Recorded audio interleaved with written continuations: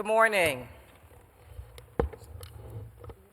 This is a committee hearing on the Committee on Public Health and Human Services. The purpose of this hearing is to hear testimony on Bill number 190864. We have established a quorum. With us today are Council members Maria Quinones-Sanchez, Councilman Bill Greenlee, and Councilman Alan Dom. And if we could have the clerk now read the title of the bill, and we'll have the first witnesses come forward.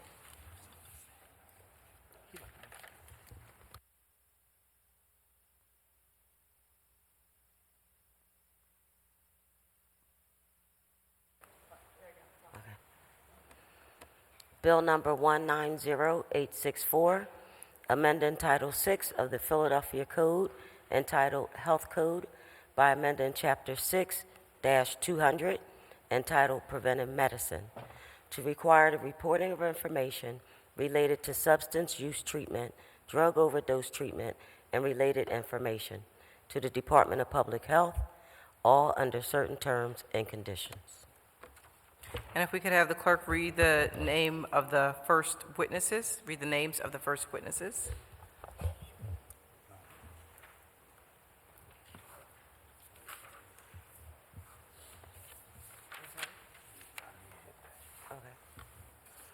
Dr. Thomas Farley, Department of Health, City of Philadelphia. Dr. Virginia Galaga, Vice President of Medical Affairs, Independent Blue Cross.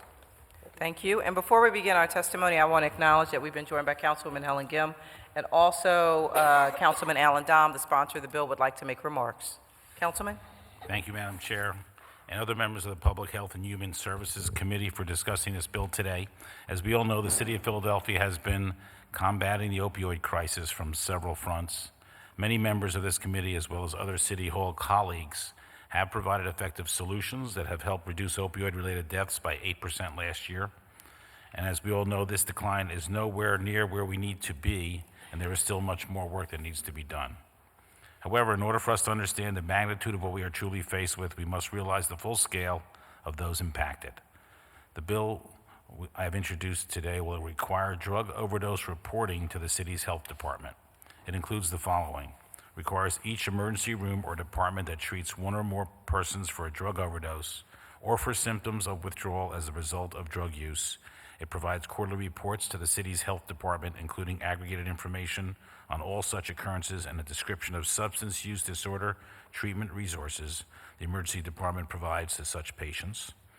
The health commissioner shall submit on a quarterly basis a written report to City Council stating the number of emergency rooms and departments that have submitted reports to the health department, and any emergency room or department that violates these provisions will be subject to applicable penalties imposed under the city's health code. I want to thank our health commissioner, Dr. Farley, for testifying today, as well as the work he has put into combating this crisis. Also want to thank Dr. Virginia Galaga with Independence Blue Cross for joining us today to provide her expertise on the subject matter. Thank you, Madam Chair. Thank you for your commentary. And if we can have either one of you go first, you could state your name for the record and begin your testimony.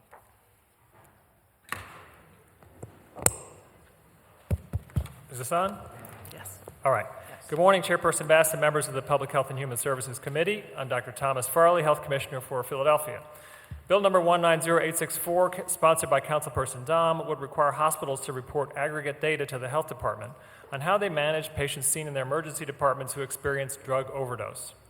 We support this bill because having this data has the potential to increase the number of people with opioid addiction who begin treatment and reduce the number who die of drug overdoses. As you know, Philadelphia has been hit particularly hard by the national crisis of opioid use, addiction, and overdose. More than 1,100 people have died of drug overdose in each of the last 2 years, giving Philadelphia the highest overdose mortality rate by far of any large city in the nation. In addition, the city's hospital emergency departments have had more than 8,000 patient visits for non-fatal drug overdose in each of the last 2 years.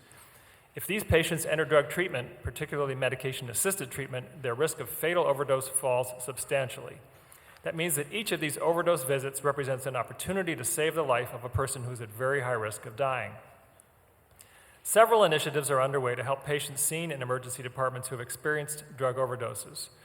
The The Department of Behavioral Health and Intellectual Disability Services supports peer recovery specialists who work at Temple and Episcopal hospitals to counsel these patients and connect them to care. DBH is also considering additional support to other hospital emergency departments for similar warm handoff programs. The State Medical Assistance Office provides incentive funding to hospitals tied to in part to the percentage of these patients who enter drug treatment after the emergency department visit. In response to this and on their own initiative, hospitals are setting up systems both to help these patients enter drug treatment and to initiate treatment with buprenorphine on site. We know that there is more work to be done, though. Too many patients still leave hospital emergency departments after drug overdose and immediately begin using opioids again, putting themselves at risk of fatal overdose. And the Department of Public Health cannot fully assess how often this occurs because while we have data on the number of people treated for drug overdose, we do not have data on the number of those who are referred to drug treatment or who enter drug treatment.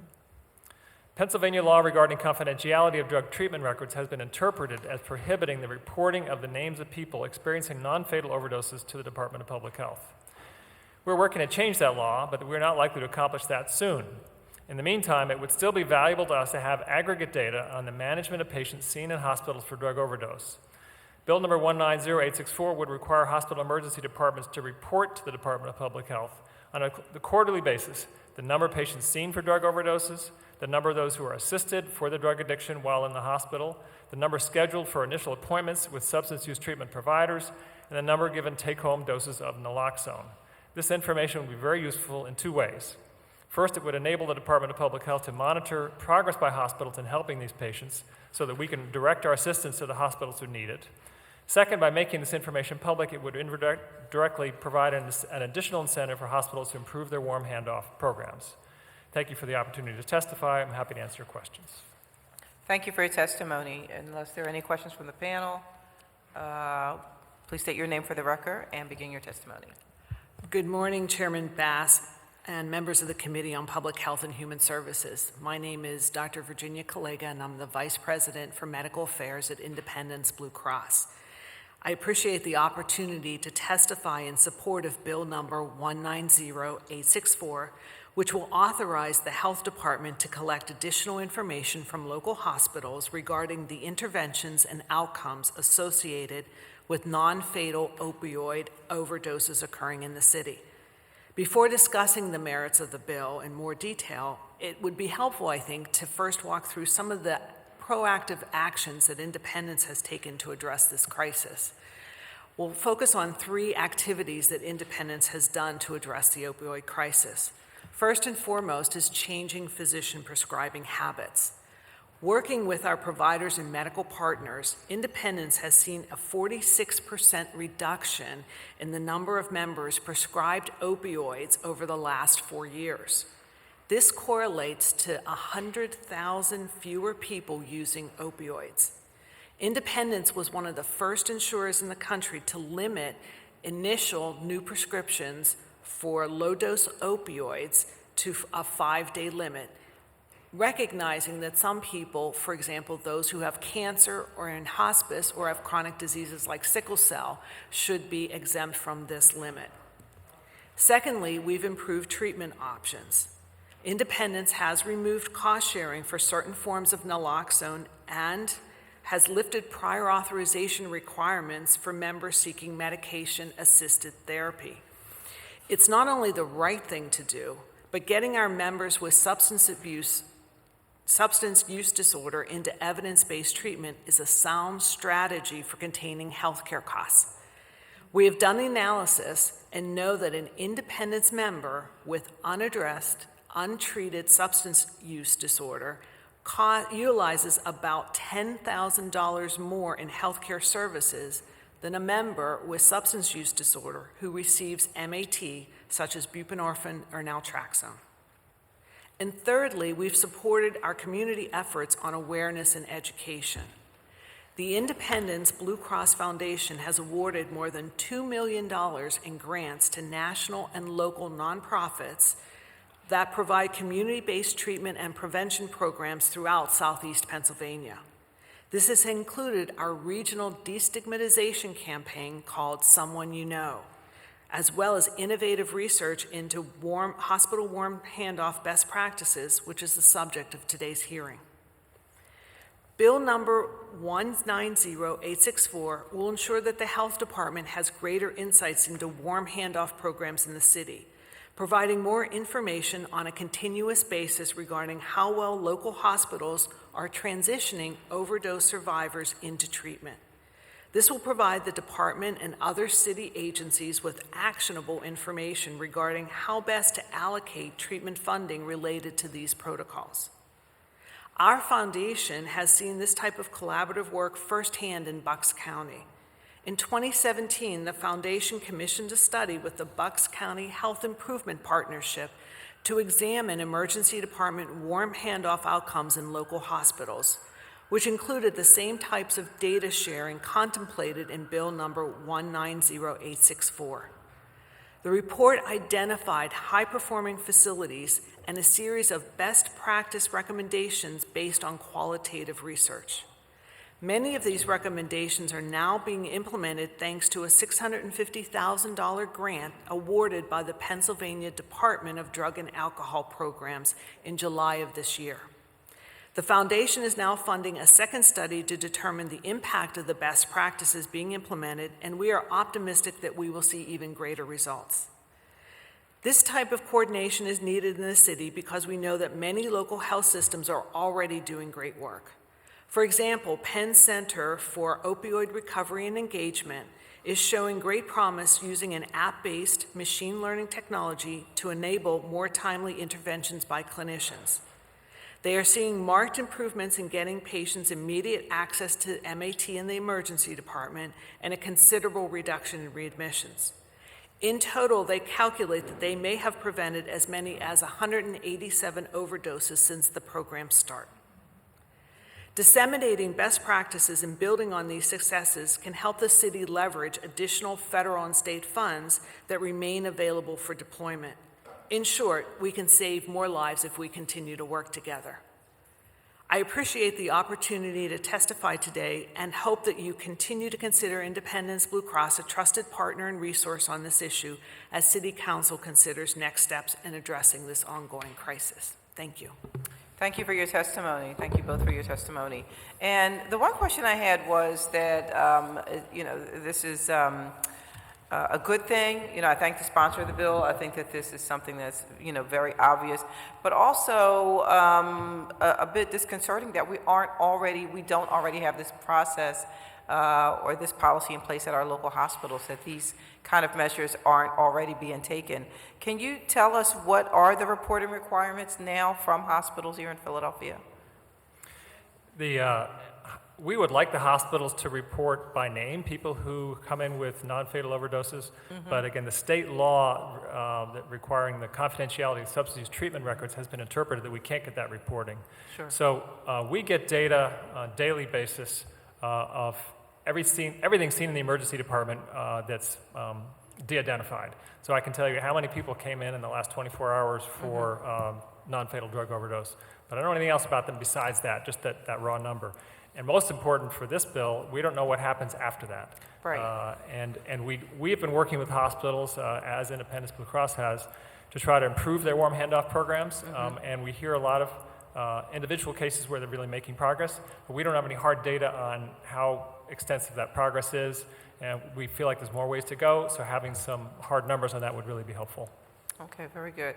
I think that there was always the assumption, but we shouldn't assume. Right. But always the assumption that someone comes in with a non-fatal overdose and they are then, recommended or referred or transferred to some sort of a treatment program or some opportunity to be able to get themselves clean, and to not really have that information or to not know if that's actually happening. It's just a glaring omission, that's been happening for quite some time. So again, I thank you for your work on this, and I really want to thank the sponsor of the bill for the foresight to see that this was a gaping hole that we needed to fill. Thank you. Councilwoman Sanchez? Oh, I'm sorry, Councilman. Okay, Councilman Sanchez? Yes. Good morning. Thank you, Madam Chair, and thank you to the bill sponsor. I appreciate Councilman Dom's work in this area and all the time that he has spent with us in Kensington and some of the work that we're doing citywide. For Dr. Farley, can you walk me through, because one of the things is we do have some of the emergency room hospitals and hospitals per se who have internal treatment programs. How will this reporting help us determine who they're referring to for the purposes of what you're saying, the continuum care piece?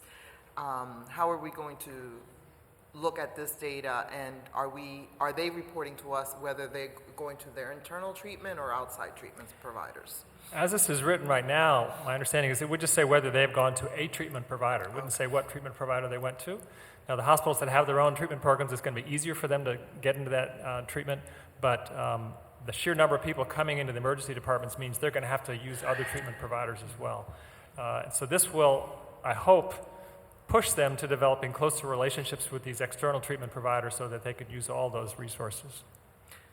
In the cases where some of these emergency room visits are getting covered by MA, medical assistance, is there any additional requirements that we can put on that? Because the hospitals may be requesting reimbursement from us, right, for some of these interventions. What requirements do we have then? Well, the reimbursement would come from the Medicaid program, which is that actually Medicaid managed care organizations. I don't know additional requirements you'd be interested in. I know in the substance use treatment confidentiality law is a big barrier to the sharing of information here. The opioid crisis has brought to light the fact that because of that, regular medical providers and substance use treatment providers really can't coordinate care. It's a big problem from my perspective. So I'm not sure what else we could do. I'd be interested in any suggestions you have on how to, any additional requirements. Yeah, I'm just thinking that if the hospital is requesting reimbursement, or if the treatment provider is requesting reimbursement from our managed care, from someone, is there an additional way that we can track some of that while you work? What is happening at the state with the amendments of those laws? I mean, you know, we hear that they are committed to this opioid challenge. You know, I have not heard opposition to these, change in laws that would allow us to get some of this information. Oh, I take it back. There is opposition from people who care a lot about confidentiality of substance use treatment. We all know where that comes from. Nobody wants their information they have a drug use problem to become public. On the other hand, the state law is so restrictive that it has really prevented people from helping those in need. So there is opposition from that camp, but I think the greater thing is just things move very slowly in Harrisburg. Even things that have no opposition can take 2 years to get through, and so it just takes a while. I appreciate it. For IBC, I want to thank you for the Someone You Know campaign. I was there at the launch and really appreciated the faces behind the numbers. I talk about that a lot, right? And so how many funerals have we gone to and how many people we know that are impacted. So I appreciate that. From the insurance perspective, as we work through some of these modifications at the state law, where is IBC going to be on that? Are we going to get support from the insurance industry around some of this HIPAA changes? So thank you for the question. Yes, we are supportive because the current state laws are actually more restrictive even than HIPAA.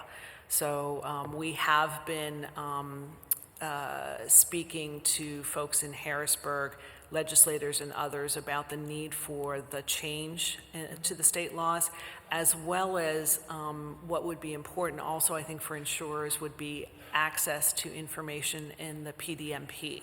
So knowing, so what happens sometimes is people will pay cash for opioids, and we don't have that in our claim system, and so we can't always understand who is at risk and who might benefit from outreach and treatment. So one of our other areas that we are focused on is trying to level the playing field, so to speak, and to have access to the PDMP as well. A question, and yeah, we all are anxiously await for that system to really work at the state level, and I know it's had some leadership challenges and they're going through some modifications. What have you done around the third-party billing, which has become another loophole that people use to access opioids. So do you, as a main insurer, allow third-party billing for patients in your plan? Could you perhaps help me understand what you mean by third-party billing? So I have doctors that set up who are not direct bill to you, but may be working through another doctor or another healthcare provider, and they provide the opioids in that, and then bill to a main medical facility or something. Are you aware around some of that, and what, if anything, has IBC done to close that loop? So we would look for, through our claims, to the extent that claims are being filed, we would look for aberrant patterns in our pharmacy claims, predominantly there, and work with our CFID, our fraud unit, to look and investigate further if there are aberrant patterns and what the cause of those aberrant patterns are. And we have a very active group that works both with law enforcement regionally as well as federally if we see aberrant patterns. Thank you. Thank you so much for your work. Thank you, Madam Chair. Thank you, Councilwoman. Councilman Dom? Thank you, Madam Chair, and thank you both for your testimony today. Thanks for your assistance. And I also wanted to acknowledge Councilman Greenlee, who's a co-sponsor of this bill. And it's really the idea of this came from Councilman Greenlee. He gave a very impassioned speech in the spring on the floor of this council that drove me to try to find a way to maybe help this situation. I know he had a stronger bill that did not pass, but this is really because of his speech, his mentorship on this, and I owe him a lot of credit for this, so I just wanted to publicly acknowledge that. Secondly, I had another thought I just wanted to ask Dr. Kallega. You know, we're number one in the world in gene therapy, immunization and gene therapy at University of Penn. And we've come up with several cures that no one else in the world has come up with, whether it's pediatric leukemia cure with Dr. Carl June, and Penn's doing some tremendous things. First question I have is, do you think it's feasible? Well, number one, is Penn working on a solution or a remedy through gene therapy to solve addiction on opioids? And number two, if they're not, is it feasible? So that's a great question. I am not personally aware if Penn is working on that, but that does not mean that they could not be working on it. And I think given recent advances with CRISPR technology, the sky is the limit at this point in time. But I am not personally aware of anything that Penn is doing. Because in the long term, if we could come up with the solution, that cure through gene therapy, that would cut a lot of this stuff out. And we would be the leader in the country for that. That's a very interesting concept. I think it gets to the biology of addiction. There are other multifactorial issues, especially when you talk about social determinants of health that may also impact, and underlying mental health conditions that would also need to be treated in addition to the substance abuse disorder. Okay, well, thank you. Thank you both for your testimony today. Thank you, Madam Chair. Thank you very much. Is there anyone else here to testify? There's no other questions from the panel, so thank you so much for being here for your testimony. And is there anyone else in the audience here to testify? Lorena, maybe? No? Okay. Okay. So if there's no one else to testify, that concludes this hearing on Bill number 190864. We'll now go into a public hearing, or public meeting on Bill number 190864, and I want to recognize Councilman Bill Greenlee for a motion. Thank you, Madam Chair. I move that Bill number 190864 be reported out as committee with favorable recommendation that the rules of council be suspended to allow for first reading at our next session of council. Second. It's been moved and properly second that the bill be moved out of council, out of this committee with a favorable recommendation. All in favor? Aye. Any opposed? Okay. And that we would have a suspension of the rules. Bill number 190864 would be approved with a suspension of the rules and reported from this committee with a favorable recommendation. Actually, let's do that again. Let's do that one more time, just to be sure. Yes, if you would just do that one more time. Thank you, Madam Chair. I move that Bill number 190864 be reported out as committee with a favorable recommendation and that the rules of council be suspended to allow for first reading at our next session of council. Second.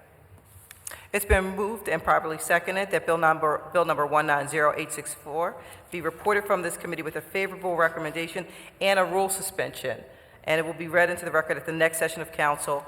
And that being said, that concludes the business of this committee. Thank you. Thank you. Thank you, everyone, for attending. Okay, sure.